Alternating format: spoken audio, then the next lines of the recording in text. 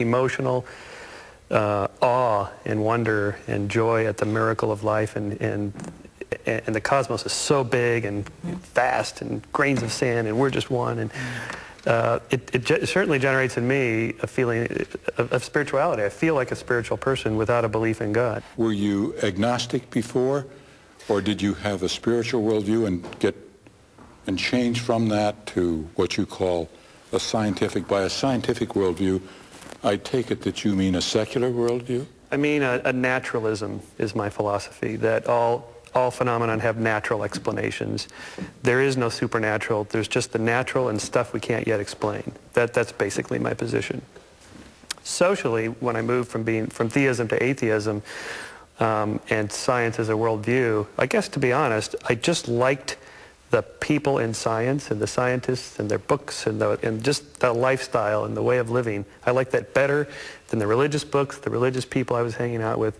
Just socially, it just felt more comfortable for me. Was it a real clear, no, it was one day here, one day here? No, a couple of years with. So it was a relationship-driven decision? Not solely. But the intellectual stuff and all that's part of it. But if you're going to be honest, it's not just reasoning your way to a position. Well, how do you make sense of the other now? In reality, I think most of us arrive at most of our beliefs for non-rational reasons, and then we justify them with these reasons after the fact.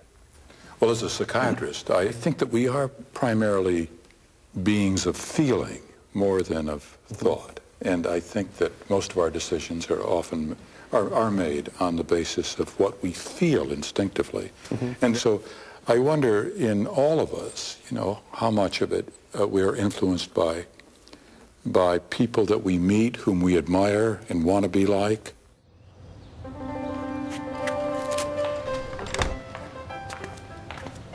Freud's mentors were from the new world of science.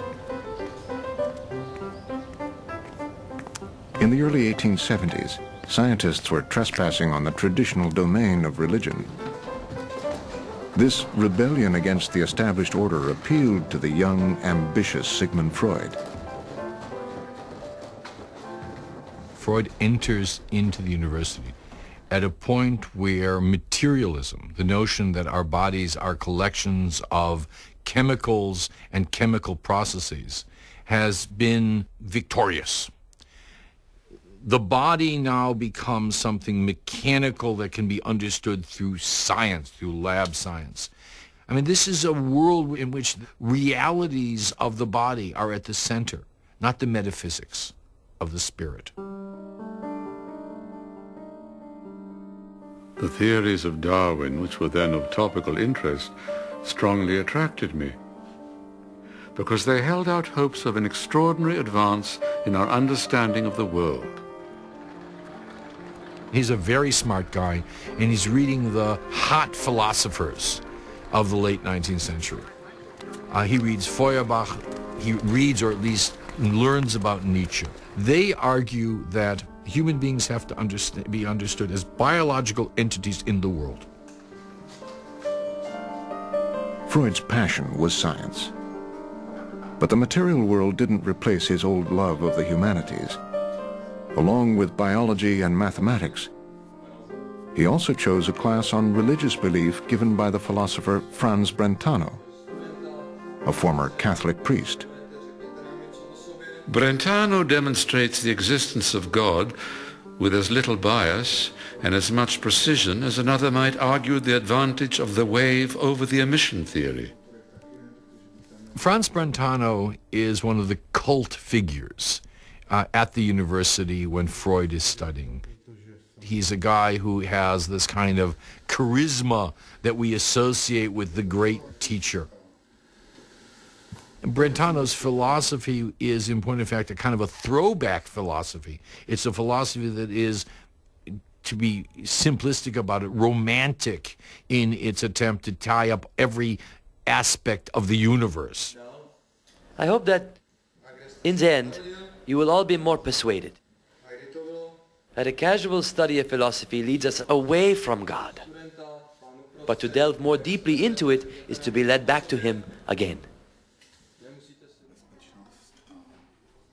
I have not escaped from his influence. I am not capable of refuting the simple theistic argument that constitutes the crown of his deliberations. Indeed, I am making a thorough study of his philosophy. Meanwhile, I reserve judgment as to the question of theism and materialism. Freud, not only with Brentano, but with others, and especially within himself, contemplated and reflected upon the whole question of the proof of the existence of God, or the converse, disproving the existence of God. He came to the conclusion that it was not possible to definitively prove or disprove God's existence because it is not really a scientific question. Faced with the material world and the spiritual, Freud made his choice. I found rest and satisfaction in the physiological laboratory of the great Ernst Brücke. For 6 years, through painstaking study, I learnt the importance of observation in science. This was the foundation of everything. Through the end of the century, there are all sorts of major discoveries about the mechanics of the nervous system, and Freud is right in the middle of that. Freud's a neurologist. He learns how nerves work. When Freud goes off and studies the nervous systems of primitive animals, he's doing cutting-edge work. But his years in pure research ended in disappointment. My teacher strongly advised me, in view of my bad financial position, to abandon my theoretical career. I followed his advice, left the laboratory, and entered the general hospital, where I became a junior resident. Freud is establishing himself as a physician. He wants to be a professor, but this is really difficult. He's going to have to establish himself, but as somebody who's going to have a practice dealing with sick people. So on the one hand, he's got this professional moment, and this is the moment when young men decide they're going to get married. Freud had met Martha Bernays, a young woman from a distinguished and deeply religious Jewish family, and they fell in love. If today were to be my last on earth, and someone asked me how I had fared, he would be told, I haven't been happy simply because of the anticipation of one day having you to myself, and of the certainty that you love me.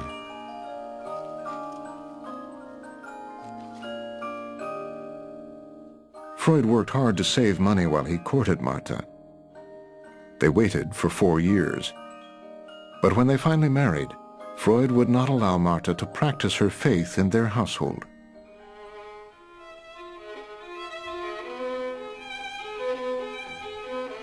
Freud sees himself as Jewish, not religiously as Jewish, but ethnically as Jewish, and he wants to have someone who is compatible to that construction.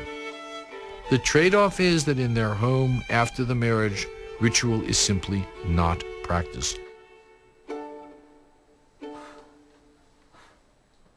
Freud's rejection of religious belief was not just a rejection of Judaism. It was a rejection of what he considered to be a belief in the supernatural, in magic and mysticism, which he regarded as something quite apart from being realistic. Science asserts that there are no sources of knowledge of the universe other than carefully scrutinized observations, in other words, what we call research. And alongside it, no knowledge derived from revelation, intuition, or inspiration. The scientific method, Freud writes, is our only source of knowledge. The 10 Commandments, according to Freud, come from human experience, not from revelation. Would contemporary science agree with this? Is the scientific method incompatible with the concept of revelation? I mean, there's all sorts of philosophical schools, but one of the ones that seems to certainly make the most sense in a sort of common sense way is that, you know, there is a truth with a capital T, that Certainly that's true in the way we do science. We operate with the assumption that things work together in a coherent, unified way. And analysis of the situation of the question of God is